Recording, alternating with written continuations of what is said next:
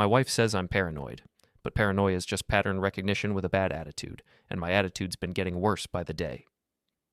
Working late again tonight, Mara announced, not looking up from her phone as she grabbed her purse from the kitchen counter. Same tone she'd used to mention picking up milk. Same indifferent shrug. Same avoidance of eye contact that had become her signature move over the past 3 months.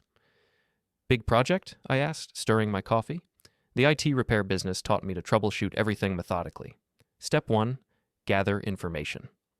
You know how it is. She finally glanced up, flashing that practice smile she used on difficult clients. Alan's got the whole team putting in extra hours for the quarterly review. Alan Ryder. Regional director, married, drives a BMW that costs more than I make in 6 months. The kind of guy who thinks rules are suggestions for people who aren't important enough to ignore them. Right, I said. Alan. She kissed my forehead, a gesture so mechanical it might as well have been a time clock punch, and headed for the door. Don't wait up. The door closed with a soft click, leaving me alone with the hum of the refrigerator and the growing certainty that something was fundamentally wrong with this picture. Jeremy wandered into the kitchen, backpack slung over one shoulder, hair sticking up in 3 different directions. At 13, my son had mastered the art of looking perpetually annoyed by the world's existence. Mom gone already? He asked, grabbing a granola bar from the cabinet. Work calls, I said. He gave me a look that was uncomfortably perceptive for a kid his age. She's been working a lot of late nights lately. That's what happens when you're dedicated to your career. Dad, Jeremy paused in unwrapping his breakfast. You know you're talking to me like I'm stupid, right? Smart kid. Too smart, maybe. I ruffled his hair as he ducked away, protesting. Get to school, wise guy, and fix that hair before you scare your teachers. After he left, I sat in the kitchen with my cooling coffee and tried to shake the feeling that I was missing something obvious. The house felt different when Mara wasn't here. Not empty, exactly, but relieved, like it could finally exhale. My phone buzzed with a text from Marco, my old friend who'd transitioned from police work to private security consulting after his knee gave out. Drinks tonight? Jenny's working late and I'm bored. I typed back, Sure, Mara's working late too. Seems to be going around. 3 dots appeared, then disappeared, then appeared again. Finally.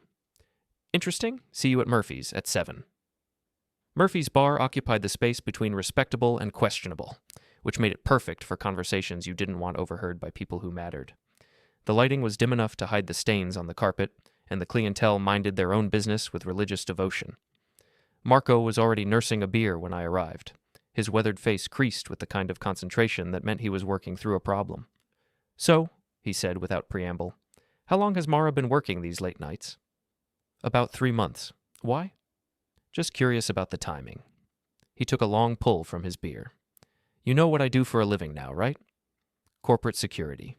Background checks, surveillance equipment that definitely isn't being used to spy on cheating spouses. Hypothetically speaking, Marco said, if someone wanted to verify whether their partner was actually working late, there are ways to do that. Completely legal ways that don't involve breaking into anyone's office or hacking their email. I stared at him. Are you offering to help me spy on my wife? I'm offering to help you find out the truth. What you do with that information is up to you. The rationale part of my brain wanted to object. Married people trusted each other. They communicated. They didn't hire private investigators to follow their spouses around town. But the rationale part of my brain had been getting quieter lately, drowned out by a growing chorus of small details that didn't add up. The way Mara's phone was always face down now. The new perfume she'd started wearing. The fact that she'd been working late every single Tuesday and Thursday for 3 months, but never seemed tired the next morning. What would that involve? I asked. Marco smiled. Nothing dramatic. Just some basic verification, GPS tracking on her car, which you co-own, so it's perfectly legal. Well, maybe some background research on this Alan character, public records, social media, that sort of thing. And if we find out she's actually working late, then you apologize to your wife for doubting her, and I buy you a very expensive dinner to make up for wasting your time. I finished my beer while considering the offer. Outside, rain had started to fall, turning the streetlights into blurry halos. The kind of weather that made you want to stay inside with someone you loved, assuming that someone actually wanted to be inside with you. Okay, I said, but we do this quietly. If I'm wrong... You won't be, Marco interrupted. Trust me on this one. 20 years of police work taught me to recognize the signs, and your wife is checking every box on the list. That night, I lay in bed listening to Mara's breathing and trying to remember the last time we talked about something that mattered.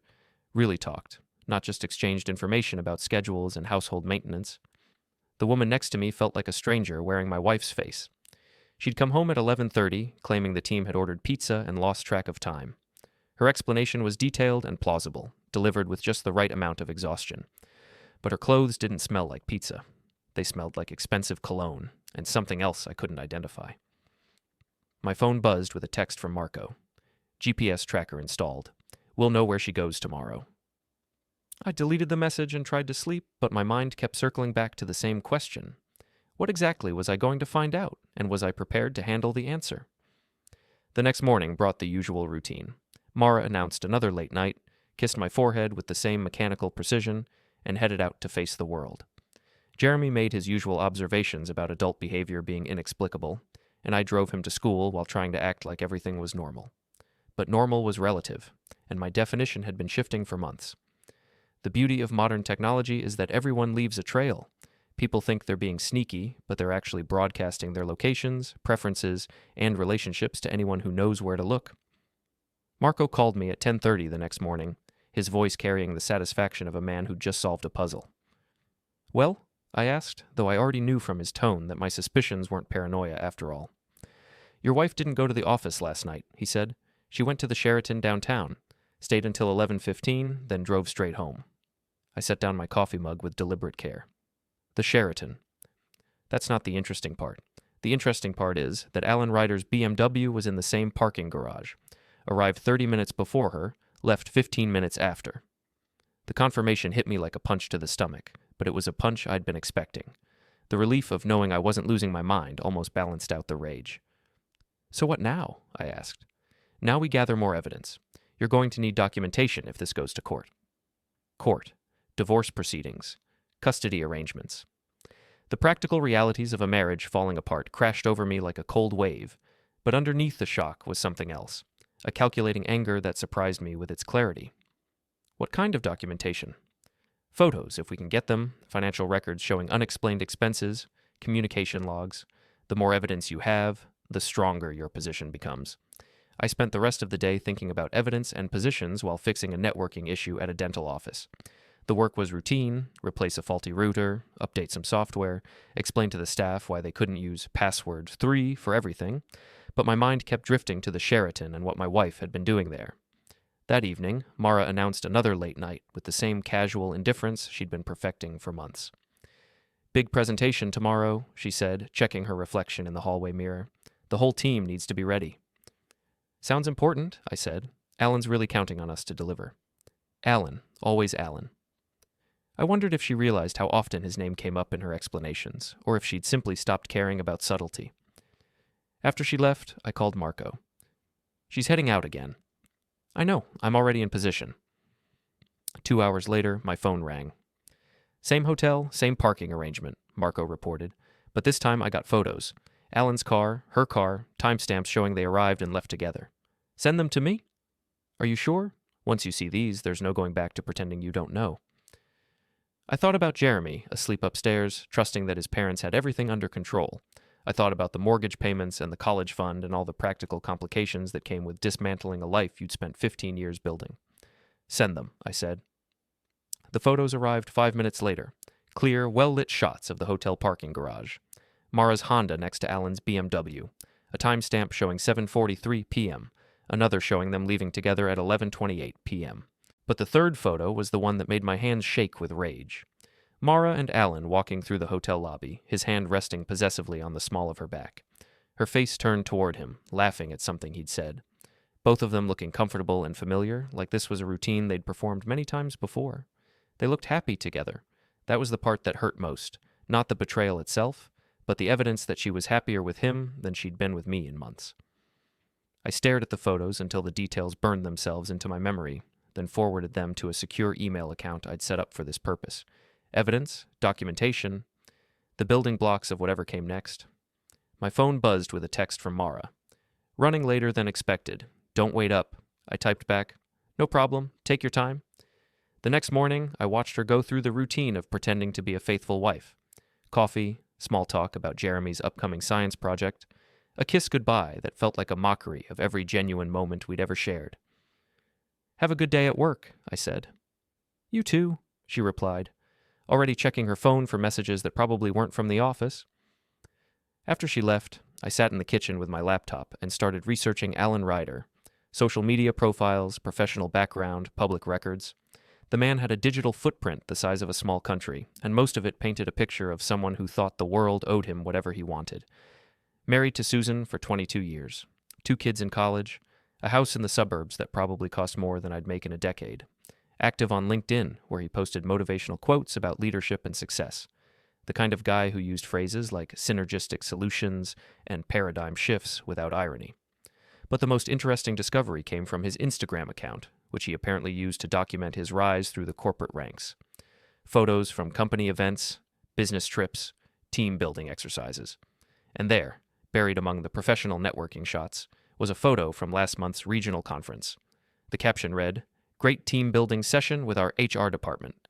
Success is all about collaboration." The photo showed Alan and 3 other people at what looked like a hotel bar. Expensive lighting, craft cocktails, the kind of place where a single drink costs more than most people's lunch. Alan stood in the center, one arm around a colleague I didn't recognize, the other hand resting casually on Mara's waist. My wife was smiling at the camera, but her body language told a different story. She was leaning into Alan's touch, comfortable with his proximity in a way that suggested this wasn't their first time in such an arrangement. I screenshot the photo and checked the metadata. Location, Sheraton downtown. Date, 3 weeks ago. Time, 9:47 p.m. The same hotel where Marco had followed them. The same time frame as her late work nights. I stared at the photo for a long time, memorizing every detail. Alan's smug expression. Mara's genuine smile, the first one I'd seen from her in months. The casual intimacy of their positioning that screamed affair to anyone who bothered to look. But what struck me most was how careless they'd been. Posting evidence of their relationship on social media, meeting at the same hotel repeatedly, maintaining routines that anyone could track with minimal effort. They thought they were untouchable. Alan probably figured his position protected him, and Mara assumed I was too trusting or too stupid to notice what was happening. They were about to learn how wrong they were. The thing about revenge is that it works best when it's precise. Sloppy revenge creates sympathy for your target, but surgical revenge, the kind that uses someone's own actions against them, that creates consequences they can't argue with. I spent 3 days planning my approach. 3 days of watching Mara lie to my face about her evening plans while I documented every deception. 3 days of researching the key players in what was about to become a very public drama. The screenshot of Alan's Instagram post sat in a folder on my desktop labeled Insurance Documents, hiding in plain sight like the truth usually does. On Friday morning, I compiled my distribution list. First recipient, Susan Ryder, Alan's wife of 22 years. Finding her email wasn't difficult. She ran a small interior design business, and her contact information was publicly available. A woman who'd built a life with someone deserved to know when that someone was dismantling it behind her back. Second recipient, the corporate ethics board at Mara's company. Their contact information was listed on the company website under reporting concerns. Alan's behavior represented a clear violation of their harassment and professional conduct policies. They'd want to know about it. Third recipient, Mara's parents, Richard and Patricia Whitman. They'd always made it clear they thought their daughter had married beneath her station. They'd be very interested to learn what their perfect daughter was doing with her evenings. I crafted the email with the care of a surgeon making an incision. No accusations, no emotional outbursts, no lengthy explanations. Just the facts, presented clearly and without commentary. Subject, professional conduct concern. Please see attached image, posted publicly on Instagram by Alan Ryder on date. The metadata confirms the location and timestamp. I thought you should be aware of this situation. That was it. No signature, no additional context. The photo would speak for itself. I attached the screenshot, double-checked the recipient list, and hovered my cursor over the send button. Once I pressed it, there would be no taking it back. The dominoes would start falling, and I had no idea where they'd land when the chain reaction finished. But Mara had made her choice when she decided to betray our marriage. Alan had made his choice when he decided to pursue a married subordinate. Now they'd live with the consequences of those choices. I clicked send. The email disappeared into the digital ether, carrying with it the power to destroy 2 careers, 2 marriages, and the comfortable lies that had been sustaining both for months. Then I closed my laptop and went to make breakfast, because Jeremy would be up soon and he'd want pancakes, and some things were more important than revenge. My son wandered downstairs 20 minutes later, hair in its usual state of controlled chaos. "Mom already gone?" he asked. "Early meeting," I said, flipping a pancake with perhaps more force than necessary. Jeremy studied my face with that uncomfortable perceptiveness he'd inherited from both sides of the family. "You okay, Dad? You seem different lately." "Different how?" "I don't know, like you're waiting for something to happen." "Smart kid. Too smart." I handed him a plate of pancakes and tried to look like a man who wasn't expecting his wife's world to explode sometime in the next 48 hours. "Just work stuff," I said. "Nothing for you to worry about." He didn't look convinced, but he was 13 and hungry, so the pancakes won his attention for the moment. My phone buzzed with a text from Marco. "Everything okay? You've been quiet." I typed back. "Just sent some emails. Should be an interesting weekend." 3 dots appeared. Then, "Want backup?" "Not yet, but stay available." The first response came at 11:47 a.m. Susan Ryder's email was brief and professional. "Thank you for bringing this to my attention. I will handle the matter appropriately." 18 words that probably represented the end of a 22-year marriage. I felt a moment of guilt for the collateral damage, but Susan deserved to know the truth about the man she'd been sharing her life with. The corporate response came 2 hours later from someone named Jennifer Hayes in Human Resources. "We have received your concern and will investigate accordingly. Thank you for bringing this matter to our attention." Standard corporate language that meant someone was about to have a very bad Monday morning. Mara's parents didn't respond immediately, which somehow felt more ominous than if they'd called screaming.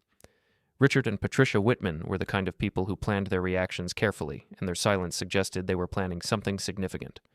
Mara came home that evening in an unusually good mood, humming while she sorted through the mail. "How was your day?" she asked, the question delivered with what seemed like genuine interest for the first time in months. "Productive," I said. "Got a lot accomplished." "That's great. I love seeing you motivated." The irony was almost unbearable.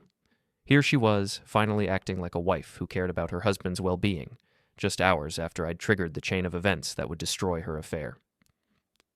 "How about you?" I asked. "Good day at the office?" "Really good. Alan thinks we're going to exceed our quarterly targets by a significant margin." "Alan." Even now, his name came up naturally in her conversation, like he was a constant presence in her thoughts. "He must be pleased," I said. "Oh, he is. We're all going out to celebrate next week. Team dinner at that new steakhouse downtown." I wondered if that team dinner would still be happening after Monday morning's ethics committee meeting. "Sounds nice," I said. That night, I lay awake listening to Mara sleep and thinking about consequences. By Monday, Alan would probably be suspended pending investigation. By the end of the week, he'd likely be terminated. His wife would file for divorce, his career would be over, and his comfortable life would be in ruins. Mara would face her own reckoning, professional consequences for her involvement with a superior. Personal consequences when her parents learned about her behavior, social consequences when the gossip spread through her professional network. I should have felt satisfied. Justice served, betrayal punished, truth revealed. Instead, I felt hollow. Revenge was supposed to be cathartic, but all I could think about was Jeremy sleeping down the hall, unaware that his family was about to implode. My phone buzzed with a text message. Unknown number. "We need to talk? Susan Ryder." I stared at the message for a long time before typing back, "When and where?" Her response came immediately. "Tomorrow, 2 p.m., Riverside Park, North Pavilion. Come alone." Susan Ryder was nothing like I'd expected. Where Alan projected corporate swagger and expensive confidence, his wife radiated the kind of quiet authority that comes from years of managing other people's chaos without losing your composure. She was waiting at the pavilion when I arrived, sitting on a bench with perfect posture, hands folded in her lap like she was attending a board meeting. Her hair was silver gray and styled with the kind of precision that suggested she'd never had a bad hair day in her life. "Mr. Kavanaugh," she said as I approached. "Not a question." "Mrs. Ryder, thank you for meeting me." She gestured to the bench beside her. "Please, sit. We have things to discuss." I sat down, maintaining careful distance. The park was nearly empty on a Saturday afternoon, just a few joggers and dog walkers in the distance. A good place for a conversation you didn't want overheard. "That photograph," she said without preamble. "It wasn't the first time you'd seen evidence of their affair." "No," I said. "It wasn't." "How long have you known?" "Suspected for 3 months. Confirmed for about a week." She nodded as if my timeline matched her own calculations. Alan's been different for approximately the same period. Happier, more attentive to his appearance. Working later hours, but somehow less stressed about work. The classic signs. Indeed. Her voice carried no emotion, but her hands tightened slightly in her lap. I've been married to that man for 22 years. I know when he's lying, and he's been lying about everything lately. A jogger passed by, earbuds in, completely absorbed in his own world. Susan waited until he was out of earshot before continuing. I hired a private investigator 2 weeks ago, she said. Professional curiosity, you might call it. The results were comprehensive. She reached into her purse and withdrew a manila envelope, thick with documents. Hotel receipts going back 2 months, restaurant charges for meals he never mentioned, credit card statements showing purchases at jewelry stores and lingerie boutiques. Your wife has expensive tastes, Mr. Kavanaugh. I took the envelope, but didn't open it. Why are you showing me this? Because Alan made a mistake when he chose to betray me, and I don't make mistakes when I choose to respond. Her smile was sharp enough to cut glass. He thinks I'm a decorative accessory who'll quietly accept whatever scraps of attention he deigns to offer. He's about to learn otherwise. What do you want from me? Cooperation. Your wife and my husband have been careless, but they're not stupid. They'll try to minimize the damage once they realize they've been exposed. Separately, we might be able to contain them. Together, we can ensure they face the full consequences of their choices. I studied her face, looking for signs of the emotional devastation I'd expected from a betrayed spouse. Instead, I saw calculation and cold determination. You're not falling apart, I observed. I fell apart privately, in my own time, when I first suspected what was happening, she said. Now I'm moving forward with purpose. Alan wants to destroy our marriage? Fine, but he'll do it on my terms, not his. She stood up, smoothing down her skirt with practiced precision.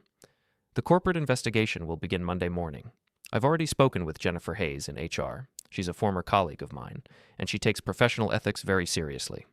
Alan will be suspended by Tuesday. And then? Then we ensure the story spreads through every channel that matters. Social media, professional networks, community organizations. By the time we're finished, everyone who knows Alan Ryder will know exactly what kind of man he is.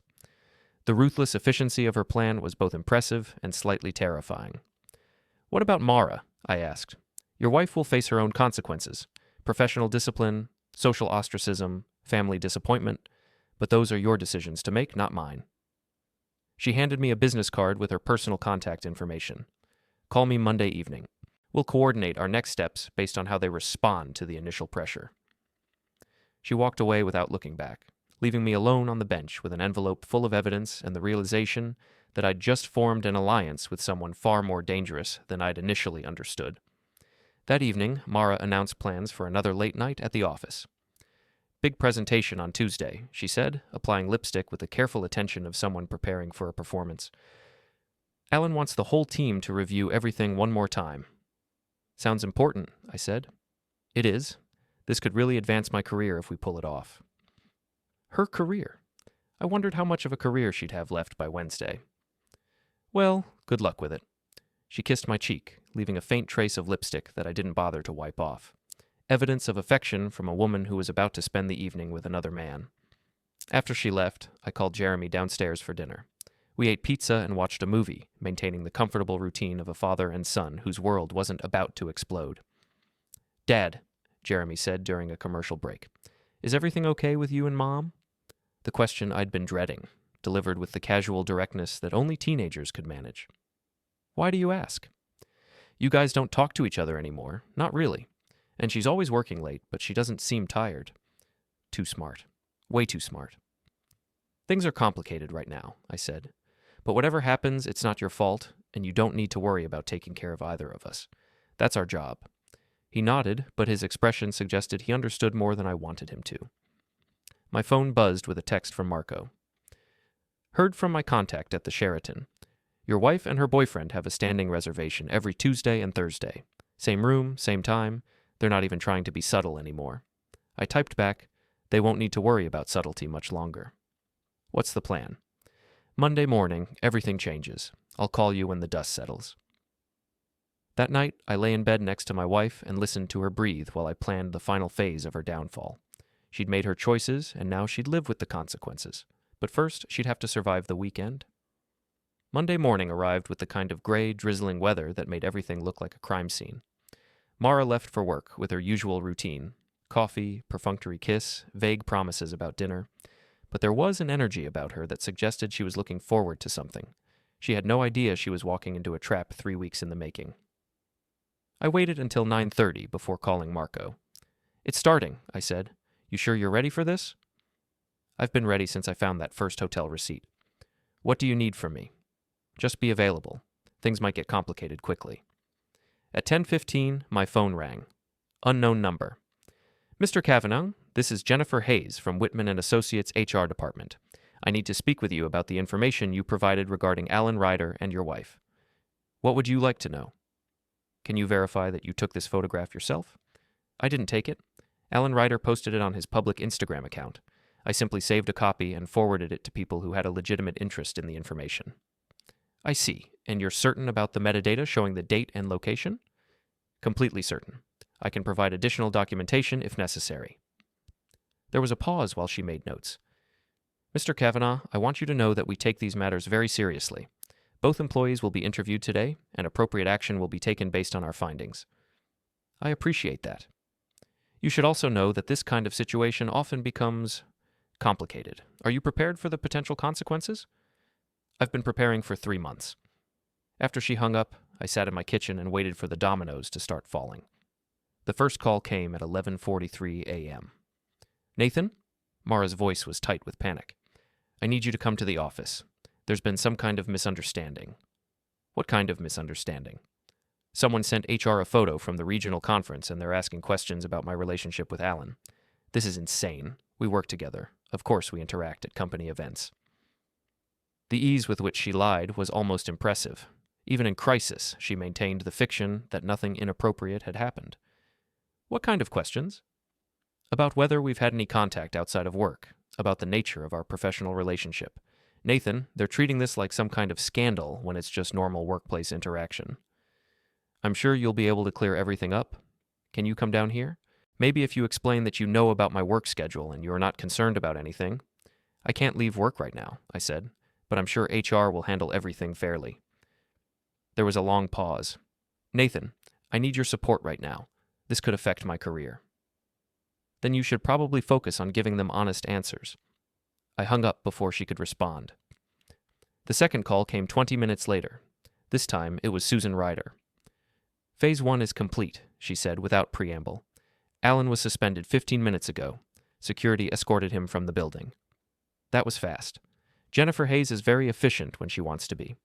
Alan tried to claim the photo was taken out of context, but the investigation turned up additional evidence. "What kind of evidence?"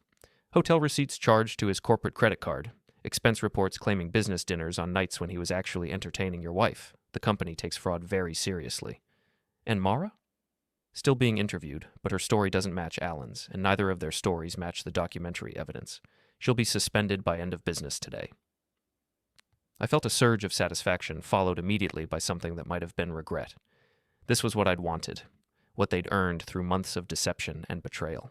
But it was also the end of the life I'd spent 15 years building. "What's next?" I asked. "Now we let the story spread naturally. Alan will try to control the narrative, but he's underestimated how quickly news travels in our social circles. And personally? I'm filing for divorce tomorrow morning. 22 years of marriage, ended by a photograph he was stupid enough to post on social media." Her voice carried no emotion, but I could hear the weight of those years in the silence that followed. "I'm sorry," I said. "Don't be.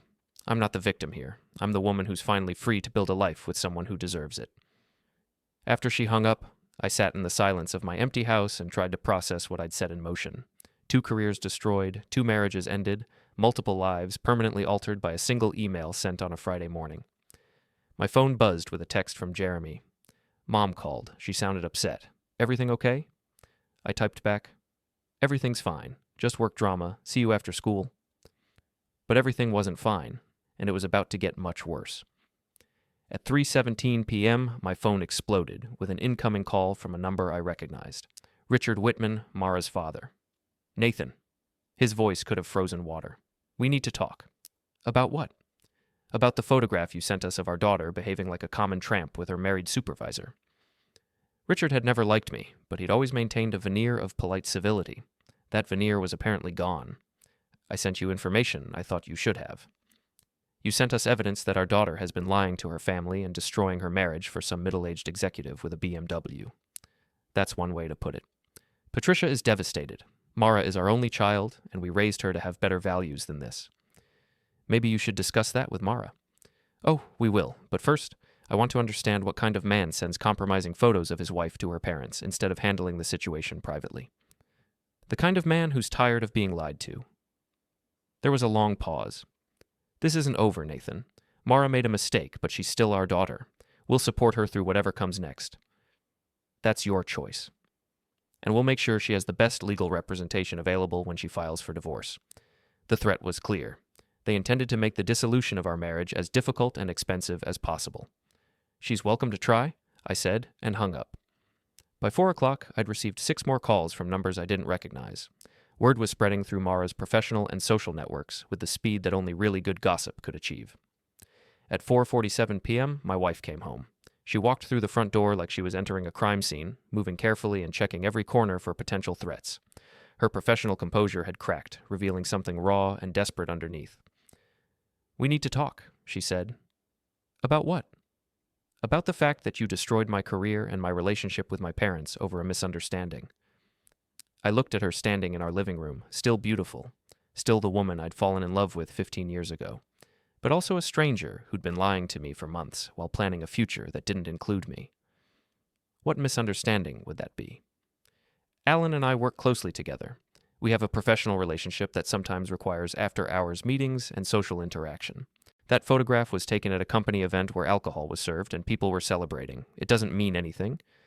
The lies came so easily that I almost admired her commitment to the fiction. "Mara," I said quietly, "I know about the hotel rooms, I know about the Tuesday and Thursday night routine, I know about the jewelry and the dinners and all of it." Her face went white. "I know," I continued, "because I've been watching you for weeks. I have photographs, credit card records, GPS tracking data, and witness statements. I know everything." She sat down heavily on the couch, all pretense finally abandoned. "How long have you known?" "Long enough to document everything thoroughly." "Nathan, I can explain." "No," I said.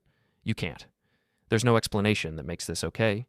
You made your choice, and now you get to live with the consequences."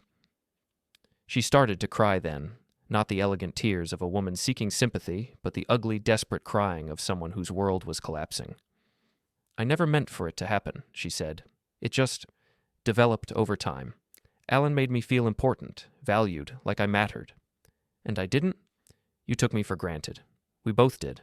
We stopped trying, stopped paying attention to each other. So you decided to try with someone else? I made a mistake, a terrible mistake. But Nathan, we can fix this. We can go to counseling, work through it, rebuild what we had." I looked at her sitting on our couch, mascara running down her cheeks, asking me to forgive months of calculated deception and betrayal. "No," I said, "we can't. Please, think about Jeremy. Think about our family." "I am thinking about Jeremy. I'm thinking about raising him to understand that actions have consequences and that people who betray the ones they claim to love don't get to escape those consequences just because they're sorry they got caught." She stared at me like I was a stranger. "What happens now?" she asked. "Now you figure out how to rebuild your life without me in it." The front door opened and Jeremy walked in, backpack over his shoulder, stopping short when he saw his mother crying on the couch and his father standing across the room like an executioner. "What's going on?" he asked. I looked at my son, 13 years old and too smart for his own good, and realized that the hardest part of this whole mess was just beginning. "Your mother and I need to have some conversations about our marriage," I said, "but whatever we decide, it has nothing to do with how much we both love you." Jeremy looked back and forth between us, processing the implications with the uncomfortable intelligence that had always made him seem older than his years. "Are you getting divorced?" he asked. "We're going to figure out what's best for everyone," Mara said, reaching for him. He stepped back just slightly, but enough that we all noticed. "I'm going to my room," he said. "Let me know when you guys decide what's happening to my life." He disappeared upstairs, leaving Mara and me alone with the wreckage of 15 years of marriage and the knowledge that the hardest conversations were still ahead of us. But for the first time in months, I felt like I was finally telling the truth about everything, and that was enough for now. 6 weeks later, I sat in Murphy's bar with Marco, watching the evening news report about a corporate scandal involving inappropriate relationships and misuse of company resources. Alan Ryder's face appeared on screen for 30 seconds.